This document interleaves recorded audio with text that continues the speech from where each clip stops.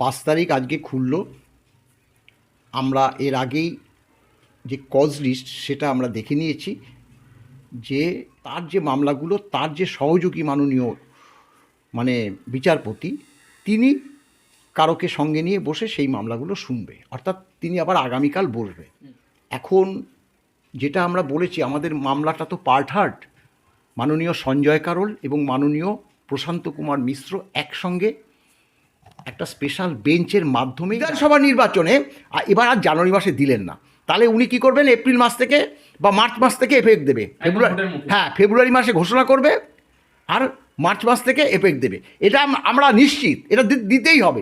যদি আজকেও একটা সম্ভাবনা আছে যে আগামীকাল সোমবার দিনই, মঙ্গলবার দিনই ভার্ডিক্টটা সাধারণত 3 মাসের মধ্যে কোনো রিজার্ভ যে ভার্ডিক্ট সেটা প্রকাশ পায়, সেই দিকটাও আমাদের কমপ্লিট হয়ে গেছে। আর অসম্ভব আমাদের আইনজীবী সুপ্রিম কোর্টে সে কথাও বলে দিয়েছে যে আমরা লক্ষ্য রাখছি, যেদিন যে কোনো দিন মামলা শেষে কেন্দ্রীয় সরকার 8ম বেতন কমিশন গঠনও করে দিয়েছে এবং সেটা 1.5 বছরের মধ্যে রিপোর্ট প্রকাশ করতে পেরেছে। কেন্দ্রীয় সরকারের এখন ডিএ হচ্ছে 58%, আমাদের ডিএ হচ্ছে 18%, অর্থাৎ ডিফারেন্স হচ্ছে 40%। এবার 1 জানুয়ারি 2026-এ রাজ্য সরকার অন্তত 1 কিস্তি ডিএ দেবে, কিন্তু রাজ্য সরকার সেই পথে হাঁটল না। এই নিয়ে কর্মচারী সমাজের মধ্যে ক্ষোভ। সেখানে আমরা মনে করছি রাজ্য সরকার 1 কিস্তি ডিএ ঘোষণা করবে এবং বেতন কমিশনটাও ঘোষণা করে দিতে পারে। 60% ডিএ হয়েছে, এই ডিএটা মূল যে বেতনে যোগ হয়ে বেতন কমিশন হয়, ঠিক সেরকম আমাদেরও তাই। আমাদেরও তাহলে এই যে 58 বা 60% যতক্ষণ না ডিএ হচ্ছে ততক্ষণ বেতন কমিশনের যে মূল বেতন হবেই না। রাজ্য সরকার কিছুতেই করবে না, কারণ এখন 18 আর রাজ্য সরকার আমাদের 58% ডিএ দিয়ে দেবে, এটা হচ্ছে আকাশের চাঁদ পাওয়া বলতে গেলে। 24 সালে 2 কিস্তি দিয়েছে, তার কিন্তু কারণ আছে। 24 সালে 2 কিস্তি দেওয়ার একটাই কারণ, 24 সালে লোকসভা ভোট ছিল, তাহলে লোকসভা ভোটে তিনি 2 কিস্তি দিলেন জানুয়ারি মাসে এবং এপ্রিল মাসে, কিন্তু ডাব্লিউবিসিএসদের ভোলানো না, অ্যাকচুয়ালি তাদের তো সুবিধা দিচ্ছে, কারণ তারা তো ভোটের কাজে এমনভাবে সংযুক্ত করে, সরকার তথা মুখ্যমন্ত্রী যেভাবে তাদের পরিচালিত করে সেভাবে তারা কাজ করে। এইসবগুলো সুযোগ সুবিধা ডাব্লিউবিসিএসদের মারাত্মকভাবে রাজ্য সরকার ক্ষমতায় আসার পর থেকে করে যাচ্ছে, আমরা দেখেও যাচ্ছি। শীতকালীন ছুটির পর সুপ্রিম কোর্ট খুললো। ডিএ মামলার যে সমস্ত কর্মচারী বা যে সমস্ত পেনশনভোগী যে সমস্ত সমাজ আছে, তারা একদম তাকিয়ে বসে আছে ডিএ মামলার রায় কী হলো। 5 তারিখ আজকে সুপ্রিম কোর্ট খুলেছে, ডিএ মামলার রায় কবে স্যার? 5 তারিখ আজকে খুলল। আমরা এর আগেই যে কজ লিস্ট সেটা আমরা দেখে নিয়েছি, যে আজকে সঞ্জয় কারোলের একটা বেঞ্চ ছিল এই কারণে বলছি, আর মাননীয় পিকো মিস্ত্রেরও বেঞ্চ আছে, কিন্তু আলাদা আলাদা রুমে। এখন গত শনিবার দিন মাননীয় সঞ্জয় কারোল আজকে যে বসবে না তার একটা নোটিফিকেশন বের হয়েছে, যে আজকে বসবে না, তার যে মামলাগুলো, তার যে সহযোগী মাননীয় বিচারপতি, তিনি কারোকে সঙ্গে নিয়ে বসে সেই মামলাগুলো শুনবে, অর্থাৎ তিনি আবার আগামীকাল বসবে। এখন যেটা আমরা বলেছি, আমাদের মামলাটা তো পার্টহার্ট, মাননীয় সঞ্জয় কারোল এবং মাননীয় প্রশান্ত কুমার মিশ্র একসঙ্গে একটা স্পেশাল বেঞ্চের মাধ্যমেই রায়টা জানাবে। সেটা আমাদের রোজই এই ওয়েবসাইটটাকে ফলো করতে হবে, কারণ সেখানে সাপ্লিমেন্টারি একটা কজ লিস্ট দিয়ে যে একদিন আগেই বলার সম্ভাবনা বেশি যে আগামীকাল,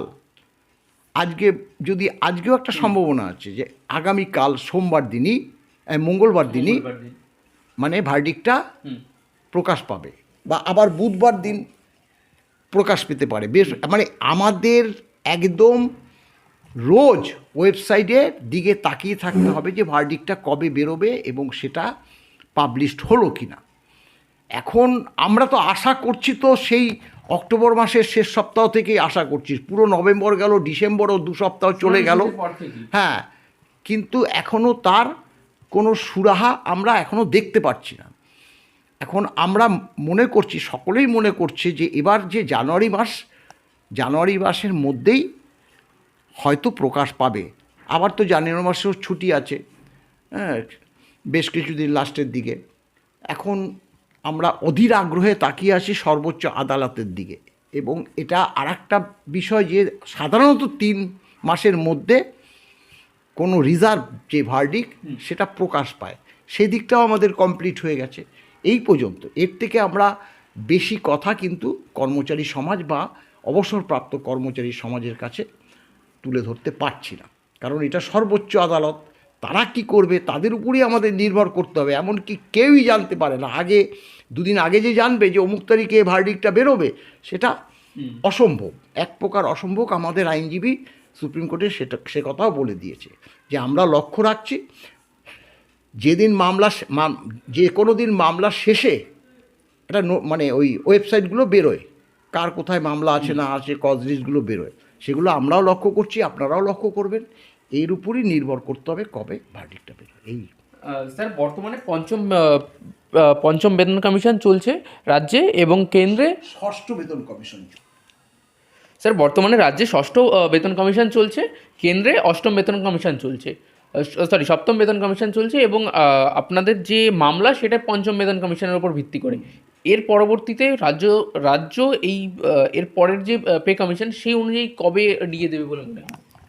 না, ব্যাপারটা হলো যে আমাদের তো 6ষ্ঠ বেতন কমিশন চলছে বললে হবে না, যে অ্যাকচুয়ালি 6ষ্ঠ বেতন কমিশন কিন্তু 31শে ডিসেম্বর 2025-এ শেষ হয়ে যাওয়ার কথা ছিল, যেটা কেন্দ্রীয় সরকারের হয়েছে। কেন্দ্রীয় সরকার 8ম বেতন কমিশন গঠনও করে দিয়েছে এবং সেটা 1.5 বছরের মধ্যে রিপোর্ট প্রকাশ করতে পেরেছে। কেন্দ্রীয় সরকারের এখন ডিএ হচ্ছে 58%, আমাদের ডিএ হচ্ছে 18%, অর্থাৎ ডিফারেন্স হচ্ছে 40%। গত বছর রাজ্য সরকার আমাদের 4% ডিএ দিয়েছিল 1 জানুয়ারি 2025। স্বাভাবিকভাবে কর্মচারী সমাজ বা অবসরপ্রাপ্ত কর্মচারী সমাজ মনে করেছিল যে এবার 1 জানুয়ারি 2026-এ রাজ্য সরকার অন্তত 1 কিস্তি ডিএ দেবে, কিন্তু রাজ্য সরকার সেই পথে হাঁটল না। এই নিয়ে কর্মচারী সমাজের মধ্যে ক্ষোভ। আমরা বলেছি যে এই জানুয়ারিতে গত বছর দিয়েছিল বলে এবার দেয়নি। এর মূল কারণ হচ্ছে আগামী যে 26 এই যে 26 সামনে ভোট, বিধানসভা নির্বাচন, এপ্রিল মাসে নির্বাচন শুরু হবে বলেই আমরা মনে করছি।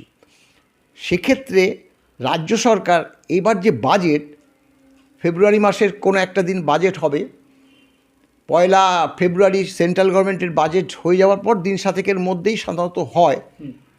সেখানে আমরা মনে করছি রাজ্য সরকার 1 কিস্তি ডিএ ঘোষণা করবে এবং বেতন কমিশনটাও ঘোষণা করে দিতে পারে। কিন্তু বেতন কমিশন ঘোষণা করলে তো আর হলো না, কারণ বেতন কমিশন ঘোষণা করলে সেটা যদি সেই 3 বছরই লাগায় তার কোনো মূল্য নেই। এখন ঘোষণা করে আমাদেরকে গাজর ঝুলিয়ে বলে সেটাতে কর্মচারী সমাজ জানে যে কেন্দ্রীয় সরকারের এখন 58, আগামী এই যে 1 জানুয়ারি 2026-এ আরও 2% ডিএ হয়েছে, মানে 60% ডিএ হয়েছে।